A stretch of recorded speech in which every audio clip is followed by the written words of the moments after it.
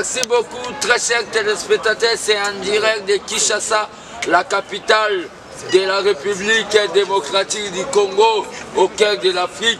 Votre émission Candidat favori, 100% UDPS, une émission de promotion du projet de société de notre président Faty Maboko Pembe. Ici, on parle surtout de la lutte contre la pauvreté. Vous savez très bien que notre émission se passe dans une langue vernaculaire de Tolobaka, chinois, même mécanique, qui chinois, pour permettre à la population de comprendre le changement. Lelo, tozane sengo makasi, l'émission candidat favori, Yakoyamba, Baeba Simbi, masolo ya politique, na parti na bino eleki ba parti nyonso ya monde na munene pe na makasi, Union pour la démocratie et le progrès social. Soyez branchés sur Source Info et Top Africa TV pour bolanda masolo yo oyo eza masolo vraiment ya kitoko. Tozali na bao babengi ba président ya ba parlement debout. Ba président ya parlement debout oyo fondateur nango ezali héros national Etienne Tshisekedi wa Mulumba, notre père spirituel. Nakobanda na droite nanga na loboko nanga ya mobali par Yemogami présenté à présenter pe parlement nae ceux qui ezalaka bikombo nango mbote ndeko kombo na onani bote ai kombo na ngai ezali Neville Ilunga ezali moko ya ba président ya ba parlement debout kati ya lisanga oyo tobengi collectif ya ba parlement debout.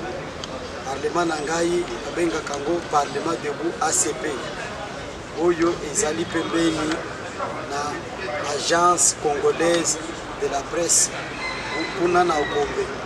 Ezali esika oyo ngai na che parlement ngai on a kopesa batu information ko informer batu oyo ezoleka na mboka mingi oyo ezoleka na kati ya parti na biso UDPS. Ouais, merci beaucoup président Neville parlement debout ACP. Tozali na ndeko na biso ako se présenter yepe. Kombo na ngai Jean-Claude Mwamba. Naza président parlement debout Super Lemba. Naza coordonnateur adjoint ya collectif ya ba parlement debout. Toleki na émission lelo parce que eza mokolo na biso ya fête. Parce que parlement debout, phénomène parlement debout, oyo père politique na spirituel na biso, père son âme le président Tshisekedi wa Mulumba, est créé à Maka le 26 septembre 1993. Tokolo Belango, président JC, parlement debout, Yalemba Super, au Bolandara na RFI, qui ba résistaka na ba manifestation au RFI Lobares et à la Guichon à Lemba. Tozana oyo ngana bengaka le patriarche a se présenter Yemoko oyo aza pembeni ya loboko na ya mobali. Merci ndeko. Ngai nazali Jacob Kabeya, coordonnateur ya collectif ya ba parlementaire debout ya ville ya Kinshasa. Donc parlement na ngai ezali à hôtel de ville esika monsieur Kimbuta na mutu na ye Kabila che baskutu na ye oto bengi alias ba policier ba siège wana mais kala mingi te naza na ba stratégie moko ya ko déloger bango puisque ba komisa ngo parking bali ya kama mbongo. Alors naza na stratégie kala mingi te nazo déloger bango pona kozonga place wana eza parlement moko en tout cas et bien salam. Ouais, c'est le président ya parlement debout oyo ya hôtel de ville baya batia basoda wana basoda bakoma bolala wana mais aza coordonnateur ya collectif na loboko na ngai ya mwasi tozali na ndeko ako se présenter maître. Merci. Ngakombo na ngai Charles Kasanka aza président ya parlement de Fourail.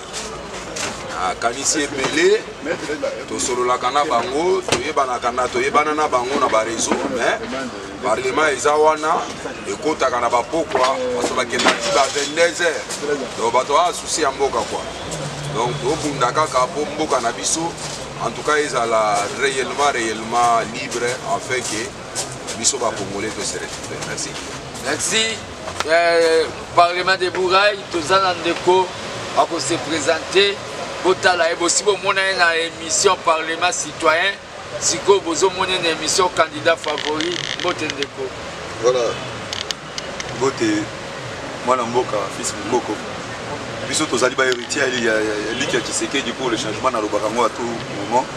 Nous sommes les ayants droit ya Lupango ya Mboko yo ya Congo na biso mobimba. Babengi ngai président Théodore Omekenge nazali héritier de la lutte de Tshisekedi pour le changement parlement de Bunabiso et dans centre-ville na croisement ya avenue Bokassa na du marché aux alara vraiment au plan du grand marché parlement de Bunabiso comme on a les héritiers toujours.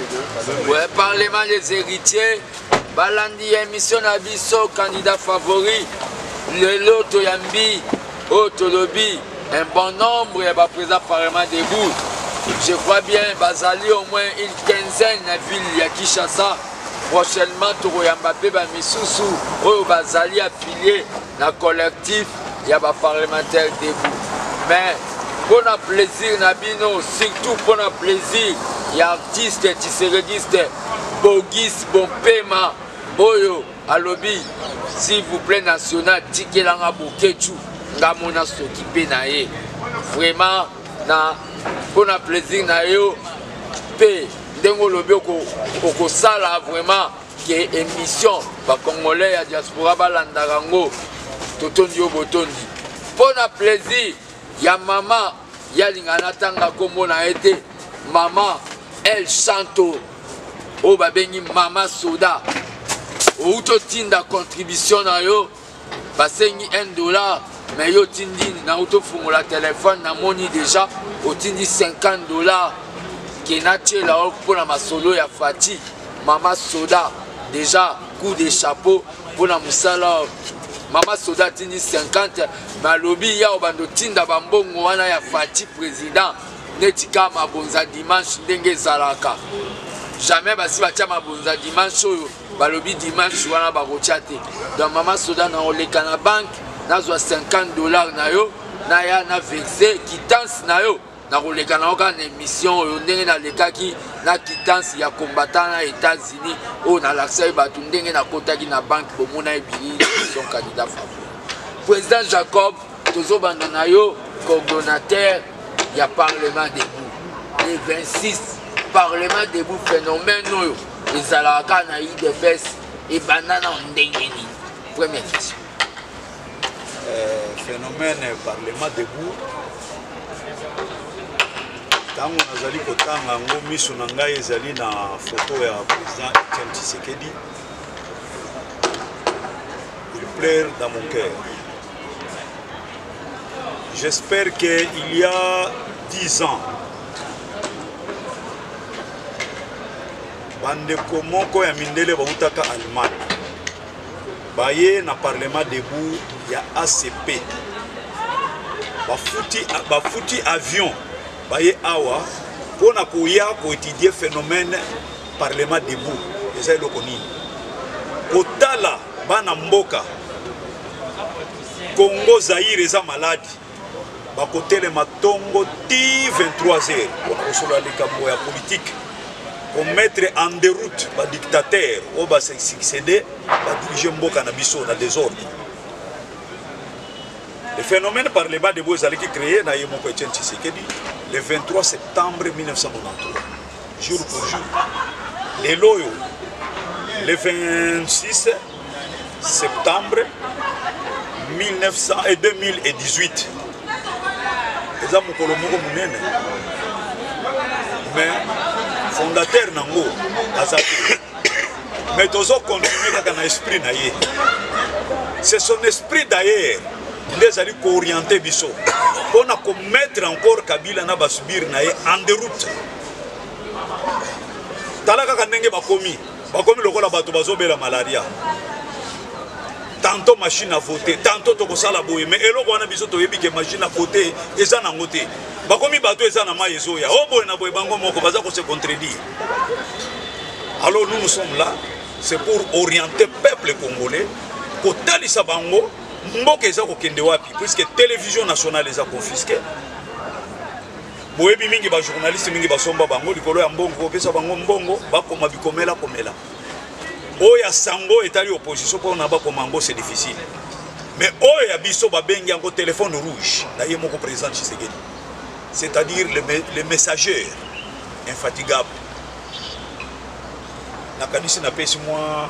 Ouais, président Jacob Apesi balani émission so candidat favori yo muto utiko kota sikoyo yeba ke toyambi ba président parlement debout bango ba télé maka pendant 365 jours pour na kolobela makambo mboka na kozonga na kokena loboko na mwasi président Charles toyokaki na ba radio bitando ike journaliste moi le kaka mingi na kiosque un certain monsieur Diana abibisaso 50 journaux kaka na loba tenet ba parlementaire debout réponse ni yo tant que maître pour minimiser tant que maître avocat président parlement debout au répondre na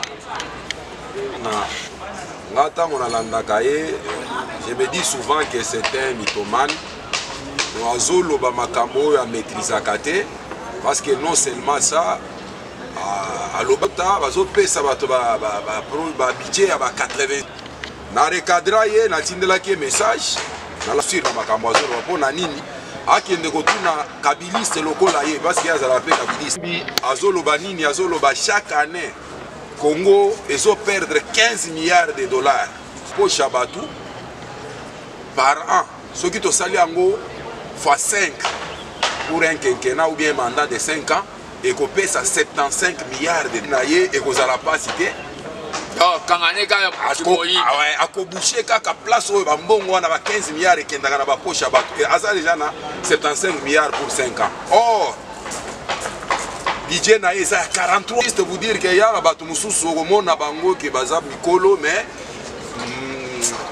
raisonnement ils ont la galisou souté parce que à bête à galisou mingi di banda parce que comment se fait-il que yo zawana ou le baka kamabe mais ayeba que débouté parce que le parlement debout c'est la conscience d'abord que nous avons prise to moni que mboka na biso ezokende parce que les loso qui biso nyonso to lingi que tozala kaka tozo serait pas Kabila ezamuke parce que mutu lokola nga les loso qui na lobby que nazala derrière Kabila akopesa nga ebele koleka ye bazoko sa bango parce que bayebi na bango déjà que mentalité ou bien sagesse ou bien intelligence c'est ça.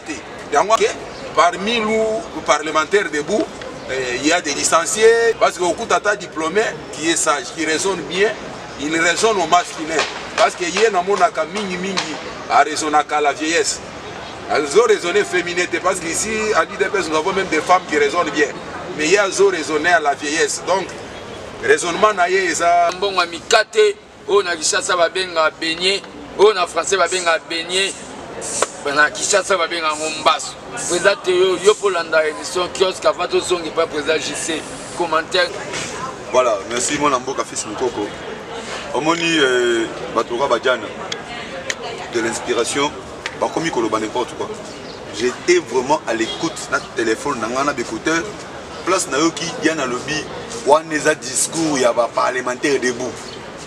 Et juste Nazapé na baninga oya kiosque Serge Kabongo que j'ai salué en passant. Tozalaka na bango ba mi tout ça na ba WhatsApp banini j'ai réagi pour na koyebisa Serge Kabongo ayebisa Diana wana ayeba rapé mara atako to sukongo plus que ba parlementaire débouté. Toza awa to fandi on n'a pas encore dirigé ces pays au moni moko na bisoté azal roi Diana. Biso non to fandi il y a justice tambo mwamba o aza ana verbe moko bona français ba benyango compétir. Voilà, il n'y a pas un verbe en français compétir. Donc, au moment que bateau va commettre bateau bâti na direct à lobby non, na bango que verbe compétir na français zate.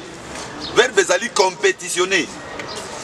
Zali compétition, compétitionner. Donc, au moment que bateau va commettre bateau ba yango moni na lettre ya condoléances oyo katoye bisayi qui a médiocre, vraiment aza très médiocre lokola chef na ye oyo azolinga ko défendre place azalaki lobby kuna asali kuna na 73e candidat favori mingi président lycée moi liloba aza mutu moko azo souffrir na ménopause intellectuelle. Ça c'est un. La deuxième chose que Diana c'est un qui peut sur les réseaux sociaux montrer tout mokia ce que ozu Diana ozu mokia bango nyoso bazandenge mo c'est monde qui provoque. Je dire à monsieur Diana na koki ko affronter na plateau il y a chaîne moko quelconque à télévision na ko tient KO debout. Ayeba parmi ba parler mayele ya vie ezaka mayele la classe mais ozana mayele la vie. C'est pour un lobby que qui procure, c'est-à-dire c'est un médiocre, quelqu'un qui est dépassé, quelqu'un qui est métamorphosé sur le plan intellectuel. La clore na niveau wana ya nani ya makabwatia, on a quoi ajouter les membres kotango yo dia na lobaki que non président Nabiso lorsqu'il parle d'un budget de 86 milliards pendant 10 ans. Tango par exemple de Nabiso collègue dans Lyon, 15 milliards chaque année. Oyo Luzolo à l'Obaki 15 milliards. Tobeti fois 5 pendant 5 ans. Mais si il faudrait tout ça là par emprunt. Par exemple, première année, tout ça, budget par exemple, il y a 10 milliards. Aujourd'hui, 15 milliards. Chaque deuxième année, tout ça, emprunt à 20 milliards. C'est-à-dire que 86 milliards pour toi les amouké. Surtout ajouter ba emprunt na ba richesse nyo soto za nango. Eza e belle richesse abiso qui même il y a Europe, même Europe, même Amérique du Nord. C'est-à-dire que il faudra c'est que Diane, on a la ménopause moko intellectuelle, aza qui proco, ayana et pas biso ba parlementaire de vous. Tout la qui ça y est, tout expliquer projet de société, il y a un président Abisso. Maboko Pembe. Merci beaucoup, président Neville. Moi, réaction. Merci beaucoup, Ndeko. Gaï vraiment parler à Cambo Italie, ceux qui dianent, ceux qui nini, ils ont le repère, c'est moi, Fader, mon beaucoup. J'aurais souhaité tomber dans mon solo, parce que nous sommes en sur ce que Talidiana va comprendre ce qu'il est à partir de la veste. Yo mona ka veste wana te ba veste ya kaki na cravate ya kaki lokolo bande kuna bisa soki wa kendo ko sona mutu ya mote ko loba makambo ya mutu wana za lokola pasta biso ba parlementaire de vous biso toza ba faiseur de roi. Alors ce qui est à raisonner kana ndenge na ye akanisete ke ba parlementaire de vous ba raisonner kana ko le raisonner biso tozali ko raisonner d'abord na makaniso nzamba pesa biso ya bande zo sala keno tozo bouger mokili mobimba phénomène parlement debout ye moko dia na loba soki za sama nango na parti politique même parti o ya père na ye parce que bazo benga Kabila ke yaza papa na bango tala age na ye wana na age ya Kabila bazo benga ke papa na bango yango na toye dia phénomène parlement debout ya zo finga wana parti nini o na mboka oyo parlement debout ezali batu minene ba uta musika ndenge doyen na biso uti koloba phénomène parlement debout batu ba uti musika ba ye ko étudier oyebi d'ailleurs mon cher ami de konanga fils mukoko oyebi ke bande kona biso ya mouvement citoyen ba kendaka na Cameroun tango ba komi kuna batuni bango eloko nini bosala kapona ko maintenir pression pona ko transmettre message na population oyebisaki bango ke non na mboka na biso na République démocratique du Congo tozali na phénomène o babengi parlement debout soki message ebimi na butu na moi ekopanza na ville mobimba sans passer par RTNC la chaîne oyo Lambert Mende amesana kokata phénomène parlement debout ezali tobenga kango eza chaîne oyo ye moko Lambert Mende aluki partout le moyen katango akokata ngo te. Alors biso parlement debout tozana musala makasi ata bazo minimiser biso mais bango moko bayebi yo monaka te lelo tozo souhaiter tozo fêter anniversaire ya création ya phénomène parlement debout bandeko na biso mpe bakenda na pe perde bakeyaka mpe oyo ya bango parlement debout ntango tobanda koleka tobanda komona yango na première rue o parlement debout viva ebona boye estce bomonaka bango parce que ezali événement ezali mouvement créé par le président Tshisekedi Wangulumba lui-même donc eza na bamusu mpe bazaka na kati ya parti Dieu merci parce que ebele bakimakima bazonga bisika bauta babanda kokombattre comme si mouvement oyo ya parlement debout ekoma ya bango ezala na bapoche na bango mais lelo lokola mouvement oyo ezali mouvement ndeko na biso aza na photo oyo première parlementaire debout ye moko président Tshisekedi Wangulumba telemi na nzete azo arrange alors biso parlement debout tozokende se biso. C'est pour vous dire que à la lire où vont les choses. Un gouverneur de la ville parlementaire de vous. Vraiment, c'est un gouverneur de la ville parlementaire de vous. Merci, président Neville. Balani émission candidat favori. Lelo Awa Tozali na pas konzi ya parlement de vous. Oyo Tshisekedi ye mwa banda kobenga l'œil du peuple.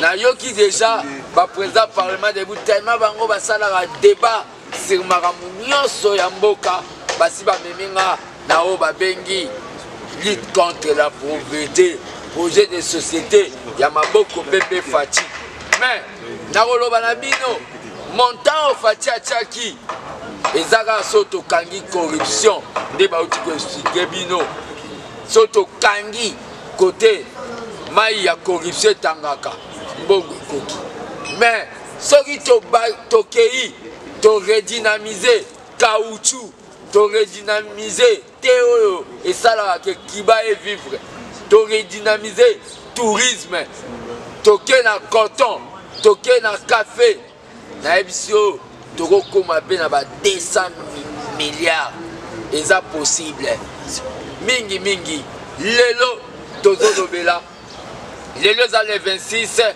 eza journée au Tshisekedi asala parlement debout tokolobela ba parlementaire debout ba relancer appel sur ba difficulté oyo bango bakutanaka nango émission déjà eza déjà donc soko tie libaya tolambelian dans émission oyo l'air yozotala ngo tellement émission ya éveil na sengi na ngao mingi te na sengi na ngao mbongo te tinda ngwa te pas 50 congolais po bango tout balongwa na niveau ya maternel bakoma na yo universitaire ya université Tshisekedi tinda na 50 congolais partager les bango émission po batu tout toza na même morale président Jacob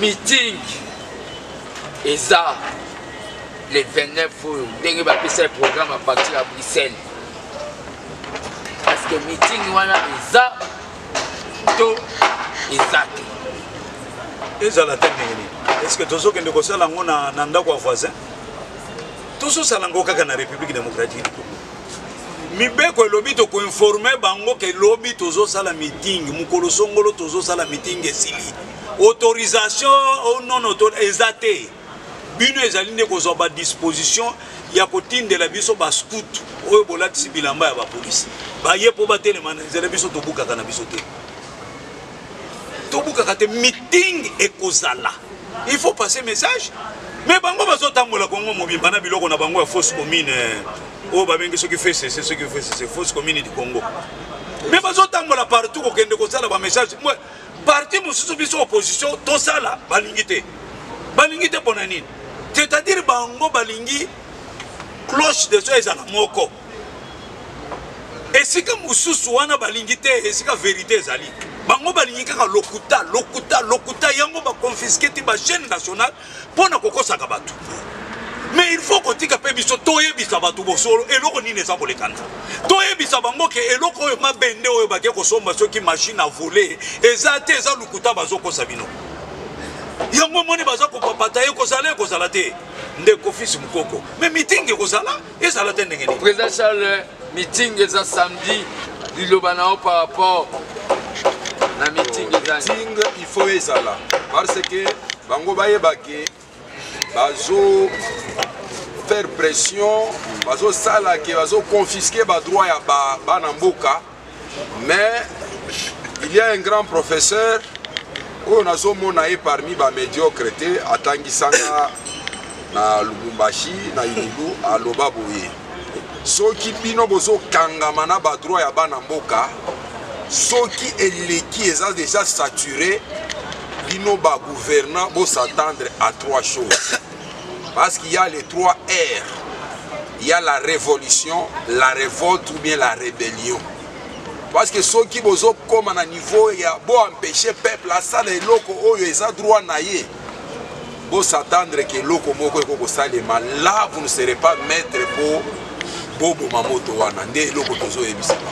Vous représentez yo. Et na ko pas qui ça balandi émission. Candidat favori Fidel Castro aloba boye. Peuple va pimeli mai. Va pimeli éducation. Va pimeli santé. Va pimeli justice. Azana droit ya la rébellion. Article 64. Kabila pimela biso biloko ana nyonso. C'est-à-dire tozana droit ya la rébellion.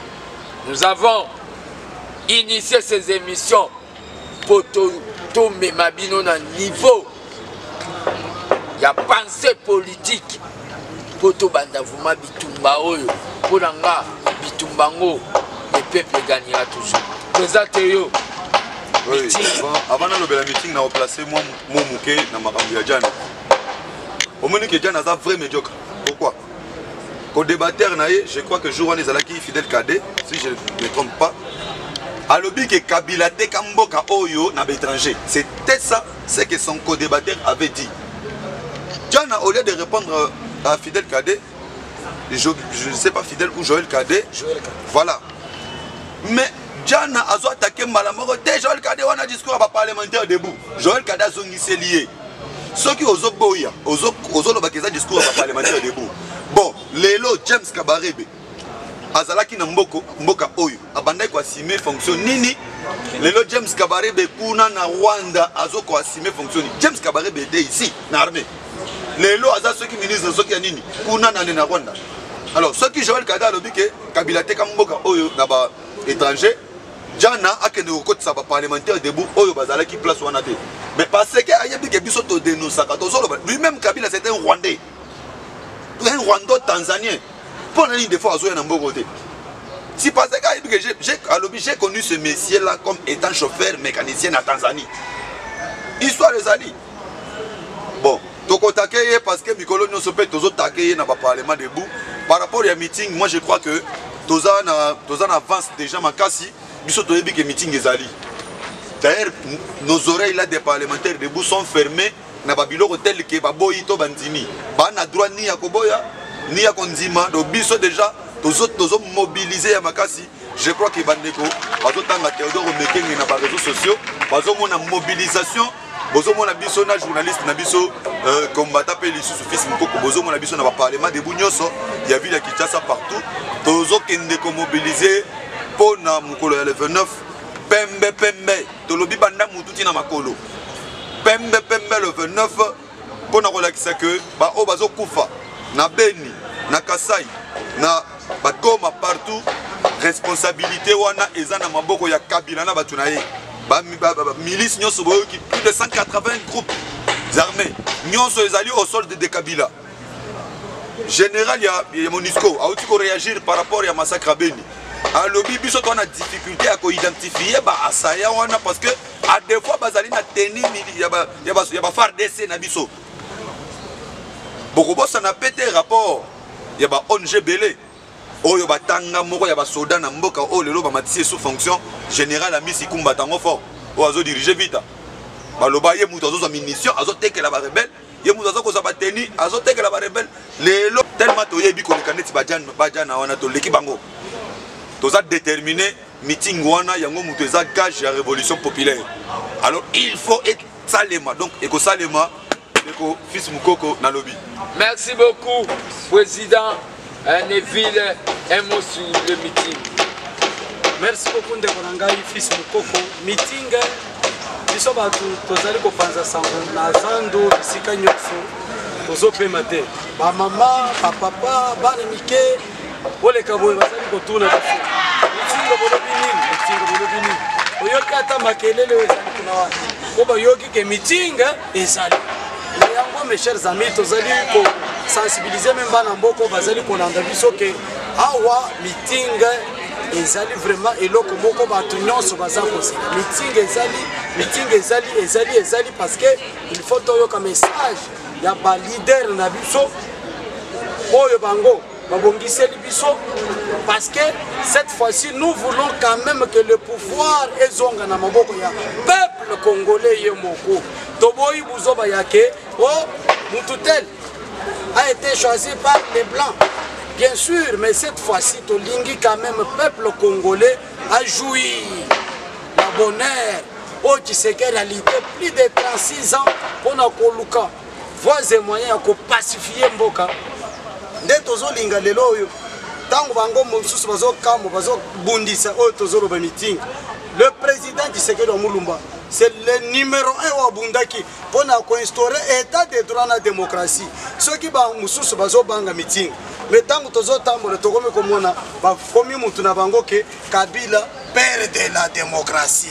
Ah, c'est que besoin de me montrer na bino pe lingi démocratie. Bon démocratie sikoyo il faut kotika pe son des cloches ya bato mususu ndenge cordon na biso utukoloba. Il faut toyoka pe ba yoka pe son des cloches à opposition azoloba nini. Parce que tozomona batinga na iloko moko machine à voter. Machine à voter, machine à dauphin. Soko tali na constitution ezate. Otali na loi électorale likambongo ezate. Otali même na accord ya Saint-Sylvestre likamba machine à voter ezate. Alors, il faut donc que toyoka pe opposition azoloba nini. Na yango tozo lancer message na bato nyonso. Ezalawa, ezali banda ya mboka que meeting wana ekozala, il faut bato nyonso tozala wana toyoka message parce que biso tokozala maboko pembe, biso to buka keloko ya mutu te biso tozalaka wana mpona koinstaurer tozobunda chaque jour de sorte to instaurer état de droit na démocratie na yango eloko yango il faut ebandano ne pas na biso boko il faut ebande pas biso mo président JC un mot sur le meeting. Merci beaucoup fils Mukoko pour la meeting au Yerusalem le 29 nous sommes en pleine sensibilisation tous évangéliser bato déjà bazan déjà na en ébullition na fièvre wana tozolo baboye samedi meeting à samedi bato bakozala ebele moko akosakana te. Imaginez-vous pour la première fois bambanda bakozala na esika moko babeta meeting UDPS aw bande wana biso ya balu oyo baza kota muzito nouvelle élan bakozala wana Martin Fayoul Azawan ensemble représenté par Denis Sessang Azawan, Kamere Azawana, MLC Azawan. Botala siko biso bakolo masolo. Biso bakolo masolo, ba combattant siko na ba militant ya ba parti mosusu. Biso d'abord biso moko le 24 avril, tomela qui plus de 6 terrains à Saint-Thérèse. Sosoto jusqu'au bande on a biso mosusu wana. Je pense que samedi le 29 et kozala washala et kozala somme parce que le peuple tozo bengi ça va peuple congolais baye belé parce que ça sera un meeting de vérité. Le processus électoral est déjà biaisé. Loi et prévoir machine à voler. Loi makambo nettoyage affiché électoral. Batoba est belé parce que samedi to évité. Dans un mois samedi et risqué comment le 19 septembre 2016. Boya est belé parce que tu vas appliquer Mikolo Koya article 64. Boya est belé parce que tu vas appliquer Mikolo Koya article 64. Balane mission abisso candidat favori. Tozana ba président ya ba parlement debout oyo bayaki lelo séance de travail nao ba bengi secrétaire général adjoint Augustin Kabouya oyo atali makambo ya mobilisation na communication très cher président, rumeur mokopé ba tendance et se développer qu'il faut opposition et boycotter l'élection. Pour les candidats, pour machine à voler, pour les Katari Bango, passer na niveau ya cour à Kabila. Bino, vous avez évangéliste, il y a eu des pèses. Pour lobby ni pour la position ya boycott pour battre belé ba lobake il dépêche to qui na élection té pour lobby ni pour na makabwana ya boycott président Jacob en tout cas merci ndeko fils Mukoko to bandili to depuis kala na balabala obanda Mobutu awo kabila ya mabundi oyo ya komisibiso na ba problème toza nango ya kovo wana naka oyo ya machombe conséquence ya ko boycotter ba élection to ebisaka ba ya opposition to lobi to boycotter biso nyoso élection oyo baza déjà na candidat na bango ndakala na poche mais bandimaka biso te bango nyoso bakie ko bwangika kuna biso IDPS to tikali pembeni mais lelo to lobi to lité mingi président Tshisekedi avait à Kokufa tant qu'on nommé Jean-Marc Kabunda yebisi ke kamata ba union so IDPS sangisa bango biso kamoko bongo bokende bozo au pouvoir mais biso to lobi to ko boycotter il faut to kende na élection il faut to gagner élection biso to ko boycotter ngeni mais ba bazolo ba ke to boycotter et ça li ba to Kabila ba ambassadeur ya Kabila na kati ya opposition ba yeba na biso na poso ya opposition mais nzoka na kati bazali bato ya Kabila to kondimate stratégie na bango na bazolo bato boycotter mbalo to ko boycotter te mais machine à voler to kondima yango te pe kozala te eloko wana ezali te eza tuma biloko moko basombi soki 60 bazokosa nango bato bango baza bato alukuta bakia kozwa oyo nanga soki wapi soki na Burundi un menteur un escroc na Burundi soki pe na Uganda baye na yawa pona koya kokosa bato bakia kosomba to 60 machines soki 80 bazo lekisa machine à voter bazo ko tenter biso tolobi ba tenter ou be ba tenter te to ko balayer machine à voter et koleka te biso to ko kende na mode ya scrutin à bulletin biso eza bulletin oyo elobi na loi électorale. Comment se fait-il papa na oya telemi oyebi ke papa na ngai kombo na Jean-Paul bazo yebisa yo te ke benga ye François mon cher est-ce que ngana kende ko benga papa na ngai Jean-Paul ke na benga ye François non mi beko elobi ke élection to ko salango na nkanda bisika ya kobombana mais balobi na machine te écran tactile wana moni et ça na bato mingi même on a vu la Kinshasa voire même appareil auto benga Android bato mingi bayebi ko mani yango te mais écran tactile wana na pona ko mani yango na bande ko na biso bazali na bokungu kuna na baloja kuna na ba mweneditu ba mamo ya mikolo akomani yango ndenge nini eza lukuta na bango biso to timbela ki bango kaka lere bazali ko sala découpage ya ba province ko kata katandamu ezala ki ba calcul électoraliste to yebi ya mbala oyo biso to ko bobuté élection te tozo kende na bango Kabila do taka biso ndeko Mukoko fils Kabila za lokola soso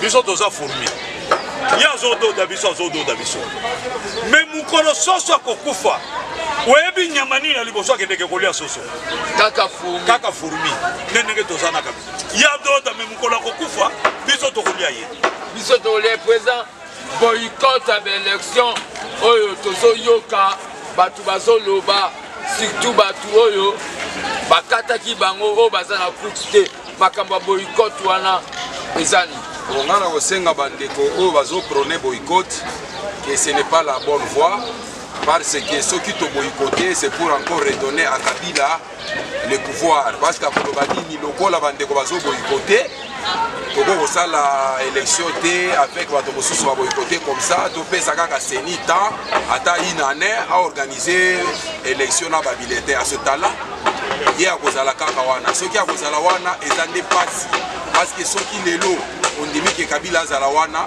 ondimi ke bandeko na beni kuna bakufa ondimi ke bato onatra bafutama te ondimi ke bano ya mike ya ba 12 ans 14 ans basala kindumba olingi ke mai na courant ezala te olingi exemple la même chose soki pe olingi ke Shadari azala président oza na biloko oyo ozolinga mais le problème qui est clair eza ke tozokende ba élection mais moto yango bato yango bazoorganize ba élection baza na ba machine wana eza complète te bayebi na bango moko ke tokokoma na temps moko bakozala bloqué biso IDPS tolobi tokende na bango kaka boye tolingi kopesa bango pasi te bango moko bakose déclarer ke tolembi tobandaki kokosa tosuki wana toko utiliser article 64 président Théo. Ok, merci. Bateau bazo va boycott. Mon question, il y a boycott, il y avait élection, et ça question très sensible. Très sensible parce que la dernière stratégie de Kabila se trouve là. Oyabi kenanga za muta Kabila. Batu nyoso baza simananga baza na sima Kabila. Kabila nanga azali en même temps joueur pe arbitre. Donc na kati ya match auto zobet. Lobby azalaki na ba recrutement politique kuna na parler du peuple.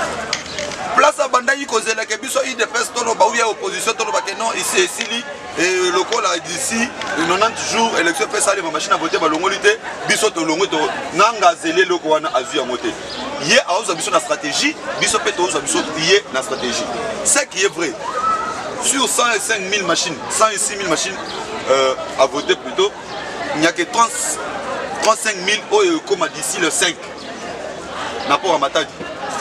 Mais yebisanga mususu ti ba embarquer yango eko tana bato e comme il faudra encore 2 mois ça la calcul au moins que élection nanga ndenga zoloba et vraiment ngana sana difficulté à kondima que élection et ko sali mana machine à voler baso bangi biso na yango poto lo baketo ko kende te solo to lobi to kende te to permettre siko glissement ya Kabila.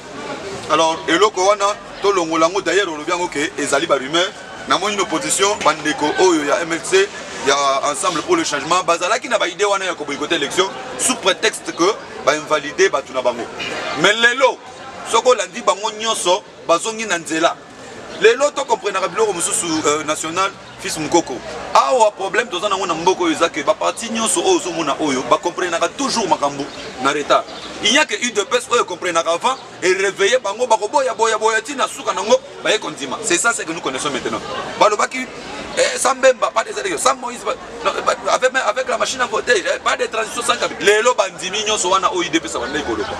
Donc, nous avons une émission que élection, nous avons une stratégie, nous avons Kabila lobby na Nations Unies. Alors bini, donc nous avons mettre nyonso en place pour élection à la crédible. Or, crédibilité à l'élection est conditionnée à extirpation, il y a des électeurs fictifs, mise à l'écart, il y a machine à voler. Il y a lobby que je vais mettre tout en place pour commettre des critères, des qualités, pour rendre l'élection crédible. Oh, place où on a et que du coup, ça la machine à voler, les pièges. Nous, on se prépare. On sait qu'on ira aux élections sans machine à voler. On ira aux élections sans les 10 millions d'électeurs fictifs au fichier électoral. Nous, on se prépare.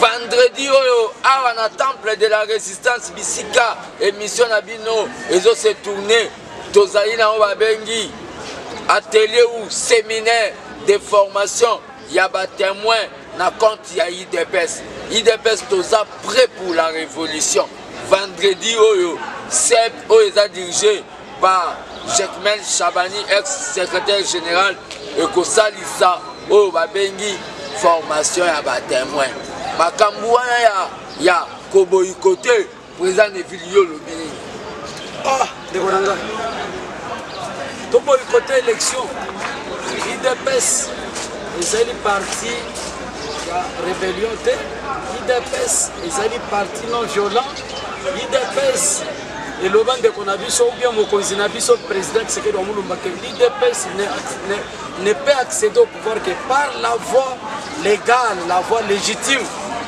Alors, ndeko na ngai biso tokoki jamais ko boycotter élection mais tozo bunda pour la crédibilité ya processus électoral.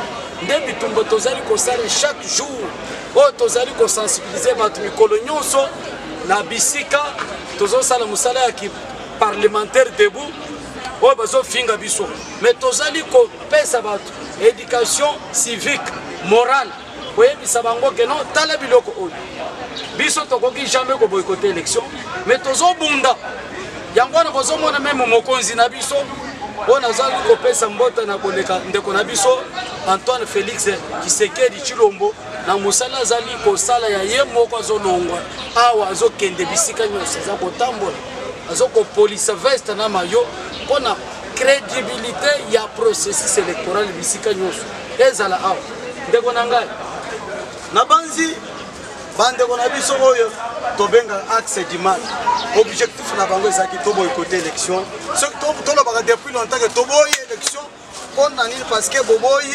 kolongola machine à voter boboyi membre na biso ya idps akota na kati ya seni mpona kolongola 10 millions ya bato oyo bino moko botiaki illégalement bolongola bango bolingi te comme ça biso toboyi kokota na procès électoral na banzi ndeko na ngai mbela basi baorganize élection wana mais lokola bamoni ke non opposition bapesi calendrier malgré tosali makele ok ça va batala boye mpo tokei biso nyonso todepose candidature topose bacandidature na biso ya élection nyonso à tous les niveaux baye kosentir bato oyo totingama siko na likambo ya machine à voter mais ntango toza na yo élection bango moko bazoloba ke ezali centré na boyokani oyo esalamaka kuna na interdiocésain mais ndeko fils soko otali d'abord na loi électorale likambo ya machine à voter ezali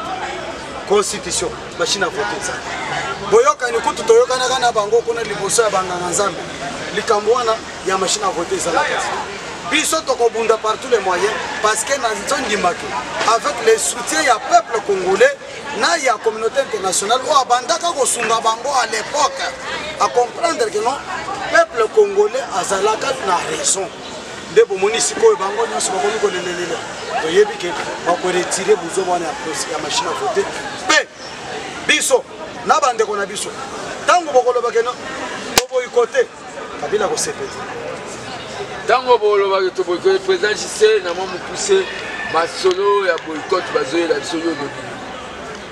Merci national Mukoko biso IDP Tshisekedi kaka ba élection biso kaka ba élection nanga asalisa biso élection d'ici le 23 décembre makambo ya koboyikote ba élection ya le 23 décembre na mutu na makanisi ya UDP Tshisekedi ezate toyebi ba stratégie na bango nyonso na stratégie na bango eza que bazokoso ba machine bobo na boye toloba ke non biso toboyi makambo processus tolongwe afin que glissement esalema basala révision constitutionnelle. Or basi ba violer déjà accord oyo epesa de Kabila 2 ans pour la processus électoral na koloba belete biso kaka ba élection d'ici le 23 décembre soki basalisi yango te article 64 oyo président Tshisekedi abisa biso jeunesse peuple prenez voix charge biso kaka élection yo mutozo panza sango ya tobo ya élection yo na kopesa conseil yo parti oyo ezoloba ke tobo ikote élection bino bato bokende koyebisa président Félix ke na meeting à le 29 aloba mamba ko boykote élection akoloba ngo te po biso toza wana tozo vigiler akotika ko par ça yo parti ozolingo boya ba élection wana ekozala sengo o mobiliser ata batu po tosala nde ba action ya makasi contre machine à voler ozo mobiliser batu te olansaki ville mortawa esimbaki te yo mutu a parti wana ozano na batu te ozoloba to boyikote l'élection. To boyikote l'élection, Kabila zana mutu asimbi munduki nana munduki na kati za babalite. To boyikote l'élection pour Kabila akende na ba mokia basami badi banga baventurier ya bakandidat na ye wana akende na bango le biso toboyikote baélection Kabila sikoyo aya akoya nde kolongola sikoyo machine a volé le biso tokolobaka todéclare ke tokende te na 2006 nde tolobaki tokende mbala oyo tokende yango ntina suka tokende yango ntina suka président vraiment toza na émission na biso candidat favori babomi bato na Beni leo nazoloba babomi bato na Beni bato bazobenga nga ebele bato bazobenga nga bamama bazolela nde bazomona bazoboma bakongole oyo babengaka violation ya domicile président Charles babomi bato na Beni babomi bato yango bazoboma balobi ADF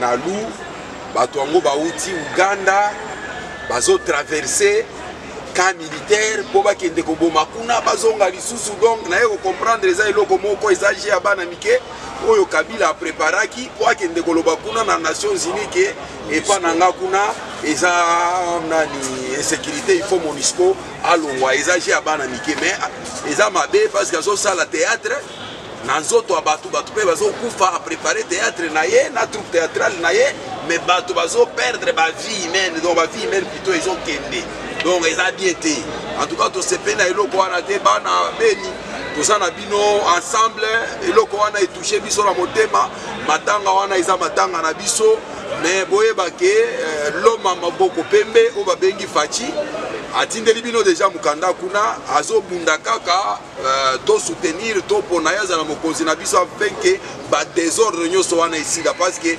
mboka wana ou bien mabele wana Rwandais to Ugandais ou bien Burundais awa osaka lisusu kuna te biso nyonso vraiment toza motema pasi mpona babiloko basali kuna biso nyonso présente oyo bo tozonga boye réaction na makambo ya Beni voilà likambo ya Beni eza pasi que komona Kabila ndenge azosala théâtre de chez eux ya Rwanda voilà théâtre de chez eux d'abord ba groupes armés wana ADF et consorts bango nyonso bazali ba membre ya AFDEL nous yeli biso tous les biloko wana y compris les ADF et c'est le même Kabila qui finance tous ces ADF là et lelo pour se justifier parce que le souci de Kabila c'est quoi la troupe ya MONUSCO et c'est pas retiré yango. Qu'est-ce qu'il faudra faire pour justifier ça pour na koloba ke baza inutile awa bazo sala musala alobi bilan na bango nenga lobi kuna na Nations Unies alobi bilan na bango eza mitigé ba retirer bango et pour le faire il faut sacrifier les Congolais de souche et ça aventure moko biso tolobi la seule bonne façon biso en tant que parlementaire debout oyo tozole la bandeko wana kuna na Beni ezali ko mobiliser beaucoup plus davantage pour na kopesa Congolais conscience mokolo mot d'ordre les okoya parce que problème ezani année oyo na 10 décembre Kabila ezala par les élections ezala par une autre voie Kabila azokende soit to sala élection na yena ndakala Mupanzi Félix a eu pouvoir à diriger soit élection ezate tobimi na balabala article 64 tobengani comme ça justice et kosala musala okoyoka ba vérité ezala yika boina mambaka menanta si yango wane comme ba juge militaire ba comme non les témoignages sont troublants donc c'est troublant pourquoi parce que bazo tanga ba autorité et influente ya mboka oyo kala mingité au moni fuite d'information outi na ce pays et comme baza na enquête moko dirigée vers Awa Chadari Yemo Kabila Babochab et les autres ben comme autres se retirer maintenant dès que Félix Tshisekedi a au pouvoir justice et sala musala nango babiloko wana nyoso tozo kanga ba vérité ko bima lokola ya babosko tanganda kuna na ce pays j'ai dit président Neville pona makambo ya Beni ndeko nanga likambo ya Beni ezobetisa biso moto pasi akotalaka ata na kati ya zamba teme na kati ya ville centre ville ya Beni ndeko nanga fils mukoko biloko oyo kaka wana ya ki ADF na lu et FDLR et M23. Est-ce que Osoyoka biloko ane attaqué Rwanda ou bien Ouganda ou bien Burundi? Mais ndenge nini biloko ane ezali ko attaquer kaka biso parce que bayebi très bien que bazwaka cartographie nyonso ya RDC. Ba document nyonso ya RDC bakenda nango parce que James Kabarebe tango bazalaki ye moko azalaki soki chef d'état-major awa. En même temps tango balongo awa bakomi epa na bango bakomi chef bakomi lisusu chef d'état-major. Donc wana mboka ya wapi mon cher ami yake muto azaki chef d'état-major na pays moko aya wana mboka mususu après azongi na pays wana a continuer na musala na ki chef d'état-major qui mieux koki jamais kokota na mboka na biso tant que nous avons encore ces médiocres na sommet ya mboka na biso.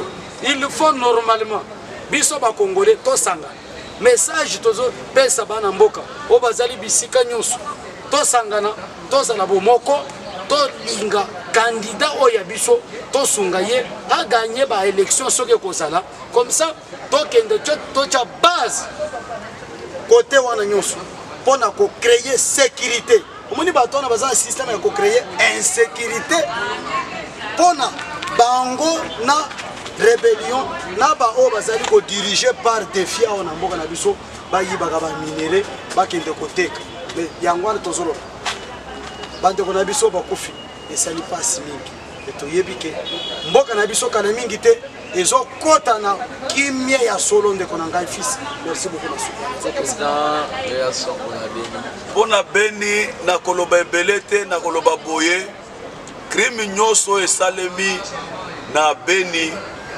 likolo bandeko na biso ekotikala jamais impuni.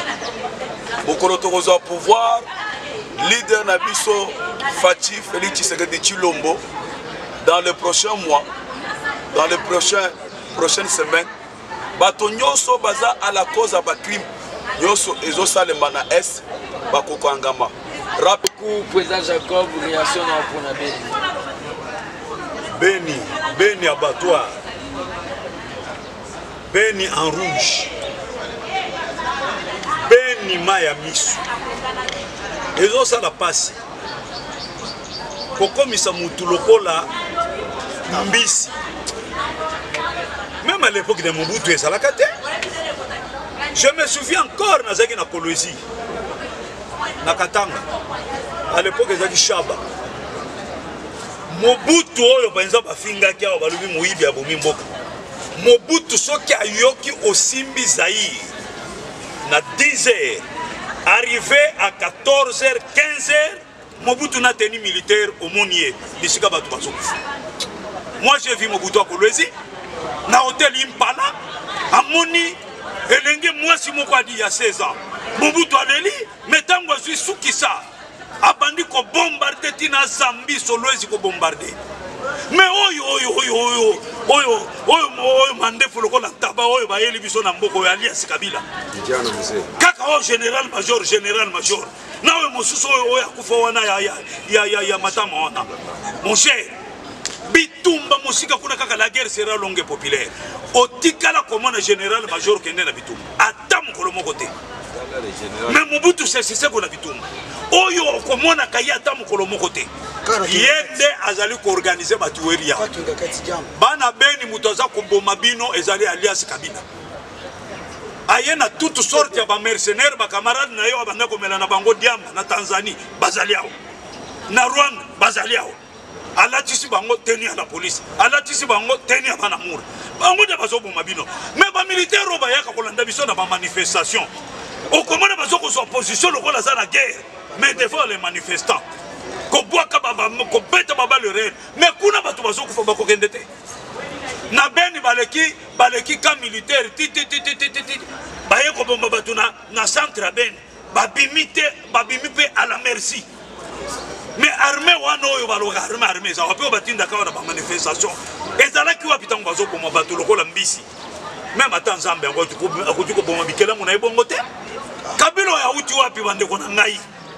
Est-ce que bino banganga Nzambe oyo babi Nzambe oyo boko prier te garçon ya kufa. Akwa ya tana vyo boko prier te akufa. Bino bandoki ya Congo bandoki. Kindoki na bino ka ko ya ko loka mutu soka sombi voiture naye. Mais loka Kabila akufa. Nenga aza na New York kozonga akoya na avion na océan na haute mer akende libela mais tolingi awa te muto oyo nzambe na ngai awutaki wapi muto oyo nani amemaki yawo. Merci beaucoup président Jacob.